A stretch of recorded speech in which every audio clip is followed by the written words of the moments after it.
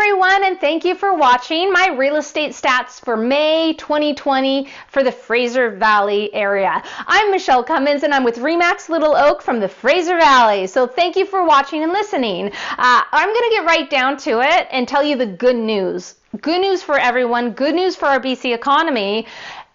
Sales are up 17% from April. Thank goodness, because they were down 50%. If you saw my last month's video for the stats of April, they were down 50%. I know some realtors who have hung up their license because they just couldn't handle the changes. It has affected us all, right? So we're all in this together. We're all being very cautious still, being very careful. There's not many open houses have been happening yet, probably more so in July. I'm doing some, but very cautiously. Nobody can be sick. Gloves and sanitizer, stay 6 feet away, and only up to 6 people in the house at a time. There's a few other things, but still happening because real estate is an essential service, and it's an encouraging sign that prices are up, listings are up, and sales are up, because it's a driving force for our BC's economy, for the economy in general. Real estate sales keep us going, right? It's a huge part of it. So I wanted to talk about buyers. So before we get into prices and what's happening specifically, I wanted to warn buyers that on July 1st, there's some changes happening, and I'm going to talk about it later on after I talk about the stats. You don't want to miss it. You don't want to miss getting approved before these changes happen, because they will affect you if you have less than 20% down to put on a property. So we'll get to that later. But also, warning, there's multiple offers happening out there. I had a buyer, it was a week and a half ago, 5 different properties. Each time they wanted to write an offer on it, it was multiple offers. Literally 5 different properties, one after the other, multiple offers. What are you going to do? So things, and that's not the only, it's happening out there. So things are some selling for the asking price. So you got to really be on top of it as a buyer, and don't think you're going to, lowball and get a really, really, dirt cheap price on something in the Fraser Valley, which is amazing for equity growth and an amazing investment. Chilliwack for Western Canada is the number 3 best place to invest in all of Western Canada for 2020. So keep that in mind. Okay, let's get right into the benchmark prices for the area. So for all of Fraser Valley, for the detached product, it's at $990,400. For townhouses, it's at $555,000, and for condos, we're at $433,700. So let's talk about how many days it takes to sell a property. So your detached home, it's going to take about 31 days to sell. Once it hits the market running, it's got great marketing, it's priced right, it shows really great, you should sell it within 31 days. That's really good. For townhouses, it's at 36 days, which isn't too shabby, and condos are taking 38 days on average to sell. So that's some news on that. So let's get right into municipality by municipality. I mean, there's 5 municipalities in the Fraser Valley. We are going to talk about Abbotsford first. So detached benchmark prices for Abbotsford now is $803,000. That's up 3% from a year before. Townhouses are up 0.7% at $450,400, and condos are down 1%. So not bad at $317,500. Let's talk about Mission. So Mission's detached prices are up 2% from last year. That's $661,900, and townhouses are at 2.4% higher at $452,600, and condos are down a bit more than Abbotsford, down 2% at $356,200. So Langley, the benchmark price of a detached home, is at $988,700, up 3.9% from last year. Townhouses are up 2.4% in Langley at $556,400, and condos are up 1.8% at $395,500. Now, City of Surrey, let's do all of Surrey. Benchmark price for detached homes at 2.4% higher than last year at $1,061,400. Townhouses are up 2.1% from last year at $566,600, and condos are up 1.7% at $392,400. So that tells you a little bit about those municipalities, and maybe I should talk about Delta because that's the fifth municipality in the Fraser Valley. I don't want to, leave them out. So detached homes for benchmark price in Delta is at 892,300. That's up 2.7% from last year. Townhouses are at 589,400. That's down 7.7%. But there's not a lot of product in Delta. It's not that large of an area. So, condos are up 3.7%, and the benchmark price are $381,900.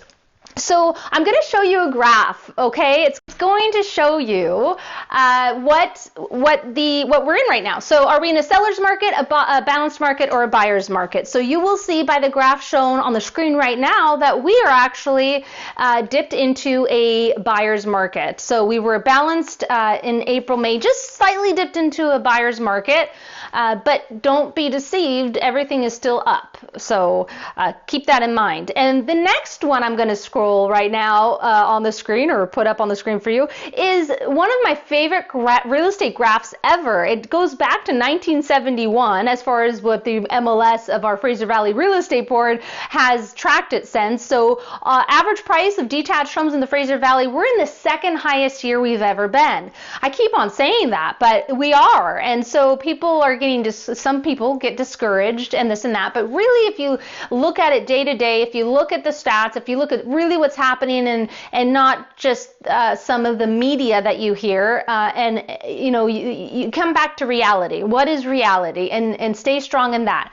So you'll see the first year was 2017. That was the highest year we've ever had. And now in 2020, we are second highest year we've ever had. So let's talk about how high we are in the Fraser Valley for detached homes right now compared to last year overall. So we talked about specific municipalities. Now let's talk about overall. So detached were up 2.7%, townhouses were up 1.8%, and condos were up 1%. So that is really good. Okay, so now I want to talk about buyers getting pre-approved. How many times do I say, please get pre-approved? If you're even thinking that you want to buy in the next 3 months, 6 months, I don't even care if it's a year. It's a good idea to know right now, to start the process and know what you can afford and know what you need as a down payment.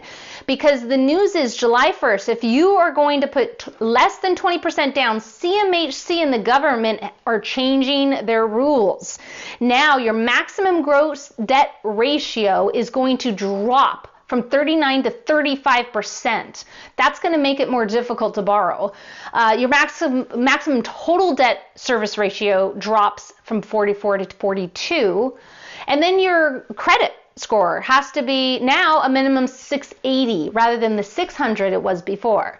So these are going to make it very much more difficult. Lastly, if you don't have 5% to put down minimum, you're not going to be able to borrow anymore on your line of credit or your credit card to help towards your down payment. No, they're taking that away. CMHC and the government's taking that away. And so one thing that they haven't yet implemented or said that they're going to implement, but they're thinking of implementing, is raising the minimum down payment from 5% to 10%. Oh, that would be absolutely awful. It's hard enough to save 5%, let alone 10%. So along with all these other requirements that they're changing on us, so I really hope they don't do that. But I want to make sure if you're not pre-approved and you're thinking you want to buy, please go on my website and click that pink tab on the homepage. In less than 6 minutes, you can get approved and it'll give you 3 mortgage options. Please do it. Take 6 minutes. You will be glad you did, because there's more more wealth in real estate there's out there than anything else. You can have a side hustle and have it. You buy your first property, and that's what helps you purchase your first investment property, and then your next one, and then your next one. It snowballs from there. You know, there's more wealth in real estate, as I said, than almost anything else. It's really amazing what you can do once you crack down and do it, and you have that mindset that you want to do it, that you want to be wealthy, that you want to have passive income, that you want to have stabilization, you want to have a good retirement, you want security in your life. Oh, you want a vacation home? Well, that could be your first investment purchase. I just shared on my e-newsletter, and I have uploaded on this YouTube channel as well, buying a vacation property, and tips and ideas and strategies to help you purchase a vacation property. Summer's just around the corner, so it's time to start thinking of that. So thank you again for listening, watching this channel, and come back if you want once a month to get on my or view the next one. Okay, I can't talk anymore, so take care. Have a great day or evening whenever you're watching this, and be sure to click on the next video. Okay, bye.